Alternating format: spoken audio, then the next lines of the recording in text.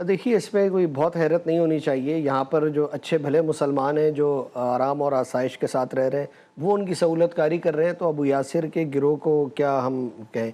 अबू यासिर के गिरोह का मामला ये है कि इसको मुकम्मल तौर पर इसराइल ने इक्विप्ड किया है, इनको वसाइल फ़राहम किए जा रहे हैं, इनको जदीद टेक्नोलॉजी दी जा रही है, इनको असलहा फ़राहम किया गया है, और इनका बुनियादी काम ये है कि हमास की लीडरशिप और जो कमांडर हैं, जो वहाँ पर कार्रवाइयाँ मुनज़्ज़म कर रहे हैं, उनको निशाना बनाएँ, और उसके साथ साथ जो मग़वी वहाँ पर मौजूद हैं कैदी, उनको भी तलाश करने का काम सर अंजाम दें। तो इन्होंने वहाँ पर कई कार्रवाइयाँ की हैं, तो इनके ऊपर गुज़िश्ता दिनों हमास ने बाकायदा घात लगाकर एक हमला किया और इनके कई लोग उस हमले में मारे गए।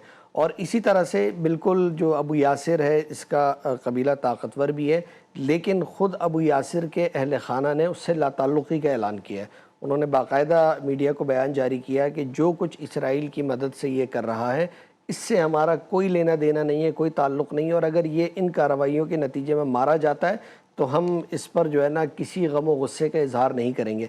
तो जहाँ अबू यासिर का ये किरदार सामने है, तो वहाँ हमें ये भी पेश नज़र रखना चाहिए कि ख़ुद अबू यासिर के घर वाले उससे लाताल्लुक़ इख्तियार कर चुके हैं। दूसरा, अबू यासिर का जो गिरोह है, इसके मामले में ख़ुद इसराइल के ऊपर भी, इसराइल में भी एक डिबेट शुरू हुई है। नेतन्याहू ने जब ये एतराफ़ किया कि उसने इस तरह के गिरोह को खड़ा किया है, तो ख़ुद इसराइली पार्लिमान में नेतन्याहू पर तनक़ीद हुई, और उनकी तनक़ीद का महवर ये था कि आप आज जिस गिरोह को खड़ा कर रहे हैं, उसको वसाइल फ़राहम कर रहे हैं, क्या ज़मानत है कि कल ये गिरोह पलट ना जाए। तो इस बात के इम्कानात मौजूद हैं, और उसको दिया जाने वाला असलहा या उसके वसाइल हमास के हाथ न लग जाएँ।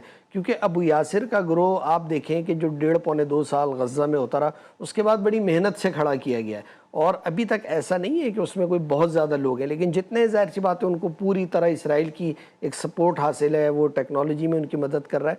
तो ये सिर्फ अबू यासिर का रोना नहीं है। आप महमूद अब्बास को देख लीजिए ना, वो कहाँ पर खड़े हैं। वो जो मगरिबी किनारे में उनकी हुकूमत है बाकायदा, यानी वो तो तैयार खड़े हैं कि कब गज़ा उनके हवाले हो, यानी वो इसराइल से बढ़कर इसराइल के लिए काम करते नज़र आते हैं। मगरिबी किनारे में कितने ही नौजवानों को गिरफ़्तार किया जाता है, कितने ही नौजवानों को वहाँ पर कत्ल किया। तो ये गद्दार मौजूद रहते हैं, तहरीकों में ये मराहिल आते रहते हैं, इस तरह के गिरोह भी पैदा होते हैं। तो अहले हक़ और अहले बातिल के दरमियान एक तफरीक का एक ज़रिया होता है।